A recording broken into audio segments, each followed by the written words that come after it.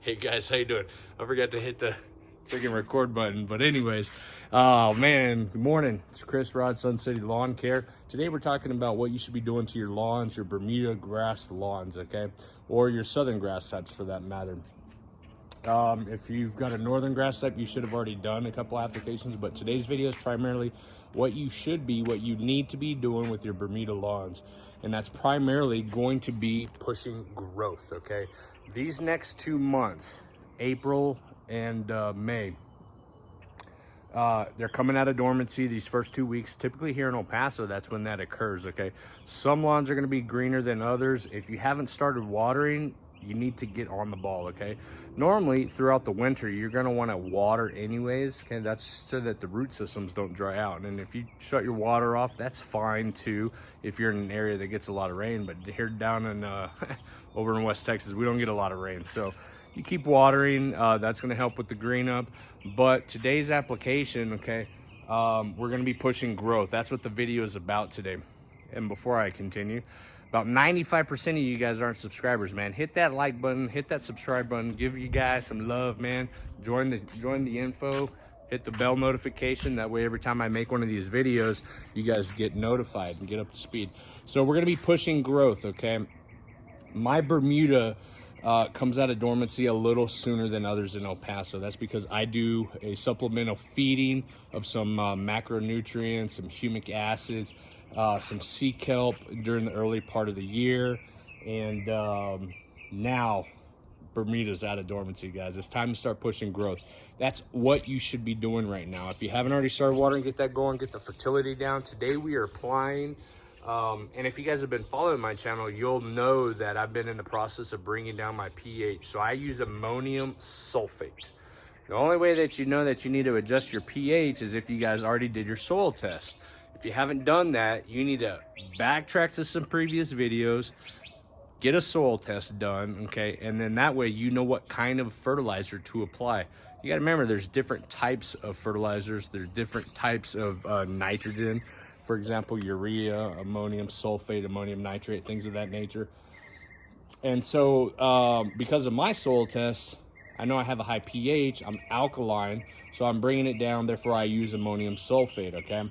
We're gonna be using a 2100, okay? And I'm gonna start pushing growth. So at the beginning of spring or early March, we usually do a balanced fertilizer, a 10-10-10 or a 13-13-13 in regards to your NPK ratios. And we only put down maybe a quarter of a pound, no more than 0.3% of nitrogen application. That's the goal. It's a very small dose, a little micro feeding, okay? Early spring, you don't push a lot of growth, okay, because the lawn isn't really out of dormancy. When I did my application in March, the intent was to push the ryegrass out because we had treated it and sprayed it. So we're pushing that out and giving the soil a little bit of nutrients so that when the Bermuda does come out of dormancy, it's got a quick boost of macronutrients ready to start being absorbed. But now that the Bermuda lawn is coming out of dormancy, we've got a lot of green growth everywhere, as you guys can see. It's time to start pushing some heavier doses of fertilizer. So what do I mean by heavier doses? Essentially, you go from that lower NPK rate, okay, and you start bumping up to either half a pound of nitrogen per 1,000 square feet or 3/4 of a pound.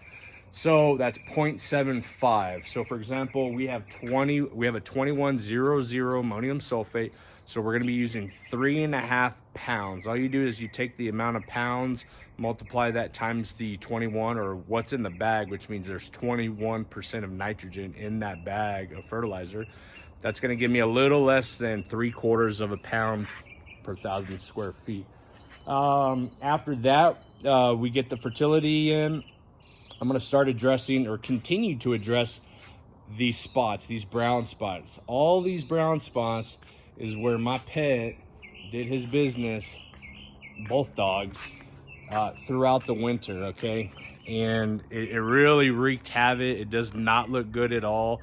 But again, if you have been following, you'll know I've been documenting this. He runs out the door and straight to the lawn.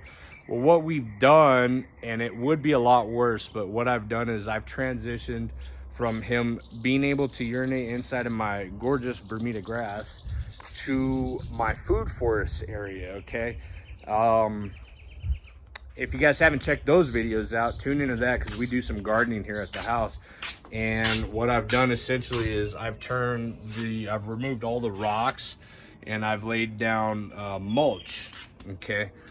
I've got mulch all over here. So what he does is we'll come out the door and he just books it out the side gate. Well, he doesn't book it because I don't let him do that. We got a training process. Anyways, he goes to the bathroom inside the mulch area now. And that's working out really good. He's trained, he's processed already. That way I can kind of help control some of this urinating all over my grass, because I can't stand the look. It's bad. It's bad. And you know, normally your dog spots, you're gonna have these. Let me show you a couple examples. This is a really good example. You're gonna have these little golden dollars, okay? You see the little circles everywhere?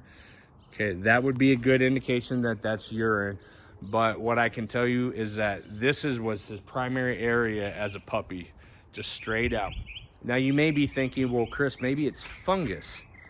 No, it's not fungus, because, well, you don't have the temperatures for it. There's no humidity. The watering wasn't as frequent.